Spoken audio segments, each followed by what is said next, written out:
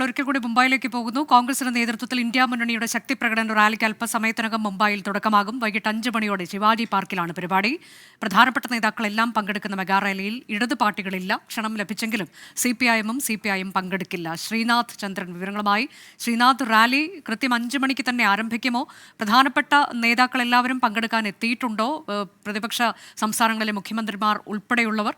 ഒപ്പം ഇതിൽ CPIയും ഇതിൽ സ്വീകരിക്കുന്ന നിലപാട് എന്താണ്?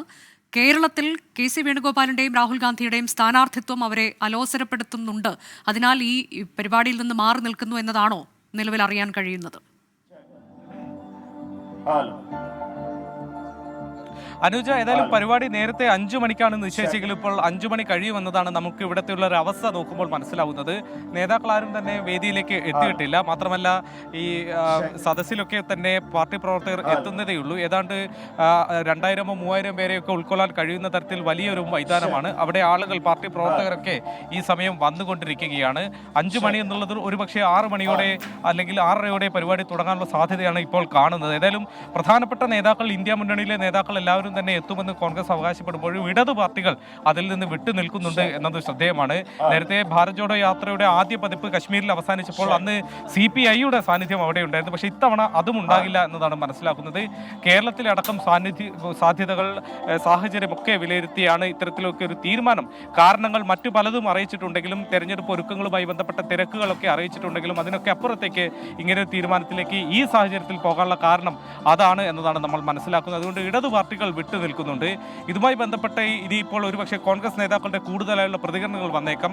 അല്പസമയം മുമ്പ് 24നോട് ചാണ്ടി ഉമ്മൻ ഇതുമായി ബന്ധപ്പെട്ട പ്രതികരണം നടത്തിയിരുന്നു. BJPയുമായി CPMനുള്ള ഒരു ബന്ധം അത് കൂടുതൽ പുറത്തു വരികയാണ്. ഇത്തരമൊരു സാഹചര്യത്തിൽ, ഇത്തരം രാജ്യത്തിന് നിർണായകമായ ഒരു തിരഞ്ഞെടുപ്പിലേക്ക് പോകുന്ന സമയത്ത് എടുക്കേണ്ട ഒരു നയമല്ല CPM ഈ ഘട്ടത്തിൽ സ്വീകരിച്ചത് എന്ന് അദ്ദേഹം പറയുകയുണ്ടായി. മാത്രമല്ല പല കാരണങ്ങൾ അവർ ചൂണ്ടിക്കാണിക്കുന്നുണ്ട്. ഒരുപക്ഷെ KC വേണുഗോപാൽ കേരളത്തിൽ മത്സരിക്കുന്നത്, രാഹുൽ ഗാന്ധിയുടെ തെരഞ്ഞെടുപ്പിലെ കേരളത്തിലെ സാന്നിധ്യം, ഇതൊക്കെ തന്നെ കാരണമായി ഉന്നയിക്കുന്നുണ്ട്. എന്നാൽ ആദ്യ പതിപ്പ് ജമ്മു കാശ്മീരിൽ അവസാനിച്ച സമയത്ത് അവിടെ എന്തുകൊണ്ട് CPM ഉണ്ടായില്ല, അന്ന് എന്തായിരുന്നു കാരണം എന്ന് ചോദിക്കുന്നു. അതായത് ഇത് CPM ഒരു തെരഞ്ഞെടുപ്പ് കാലത്ത് എടുത്ത ഒരു നയമായല്ല, അതിനപ്പുറത്തേക്കുള്ള അവരുടെ ഒരു ദീർഘകാലത്തിലുള്ള ഒരു നയമാണ് ഇത് എന്ന് ആണ് ചാണ്ടി ഉമ്മൻ ചൂണ്ടിക്കാണിക്കുന്നത്. ഏതായാലും അത്തരം വിമർശനങ്ങൾ ഒരുപക്ഷെ കൂടുതലായി ഉണ്ടാകാനുള്ള സാധ്യതയുണ്ട്. ഈ മുന്നണിയുടെ ഒരു കെട്ടുറപ്പിനെയൊക്കെ ഇത്തരം നീക്കങ്ങൾ പലപ്പോഴും ബാധിച്ചേക്കാം.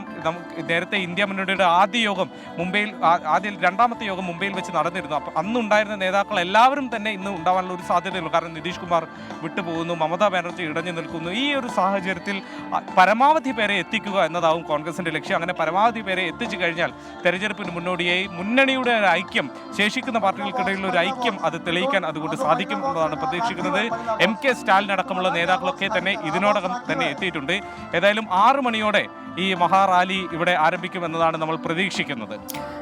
ഇതിൽ ശ്രീനാഥ്, നമുക്കറിയാവുന്നതുപോലെ കഴിഞ്ഞ തവണ ഉണ്ടായിരുന്ന ചില നേതാക്കൾ ഇപ്പോൾ നിതീഷ് കുമാറിനെ പോലുള്ളവരിൽ ഇല്ല എന്നുണ്ടെങ്കിൽ പോലും തേജസ്വി യാദവ്, അഖിലേഷ് യാദവ്, അതുപോലെ MK സ്റ്റാലിൻ എത്തിയിട്ടുണ്ട് ഇതിനോടകം തന്നെ. ഭഗവന്ത് മാൻ, അങ്ങനെ പ്രതിപക്ഷ സംസ്ഥാനത്തെ മുഖ്യമന്ത്രിമാർ, അങ്ങനെ ആ തരത്തിലേക്കൊക്കെ വലിയ നേതാക്കളെ അണിനിരത്തിക്കൊണ്ട് തങ്ങളുടെ കരുത്ത് കാട്ടുന്ന തരത്തിലേക്ക് തന്നെ അല്ലേ ഈ യോഗം പോകുന്നത്? ഇടത് പാർട്ടികൾ പങ്കെടുക്കില്ല എന്നുള്ളതൊരു ക്ഷീണമാണ് എന്നുണ്ടെങ്കിൽ പോലും അവിടുത്തെ പൊതുവെ എങ്ങനെയാണ് പ്രവർത്തകരുടെ പ്രതികരണം? നമ്മൾ ആരോടെങ്കിലും ആ പ്രതികരണം ആരാഞ്ഞിരുന്നോ? 10,000-കണക്കിന് പേർ അങ്ങോട്ടേക്കൊക്കെ എത്തിച്ചേരുമോ? ആ പ്രതീക്ഷയിലാണല്ലോ സഖ്യം. ഏതായാലും ഈ റാലി കോൺഗ്രസിനെ സംബന്ധിച്ചിടത്തോളം വളരെ പ്രധാനപ്പെട്ടതാണ്. അതിലുള്ളൊരു പ്രധാനപ്പെട്ട കാരണം കോൺഗ്രസ് നയിക്കുന്ന ഒരു മുന്നണിയാണ്, അതിൻ്റെ നേതൃസ്ഥാനത്ത് കോൺഗ്രസ് ഉണ്ട്. അതുകൊണ്ട് ഭാരത് ജോഡോ ന്യായ് യാത്ര അവസാനിക്കുമ്പോൾ അതിന് അവസാന ദിവസത്തിലേക്ക് ഇത്തരമൊരു റാലി കോൺഗ്രസ് പദ്ധതി ചെയ്യുമ്പോൾ അതിൽ സഖ്യകക്ഷികളെല്ലാവരുടെയും സാന്നിധ്യം ഉറപ്പാക്കേണ്ടത് കോൺഗ്രസിനെ സംബന്ധിച്ചിടത്തോളം വളരെ പ്രധാനപ്പെട്ടതാണ്.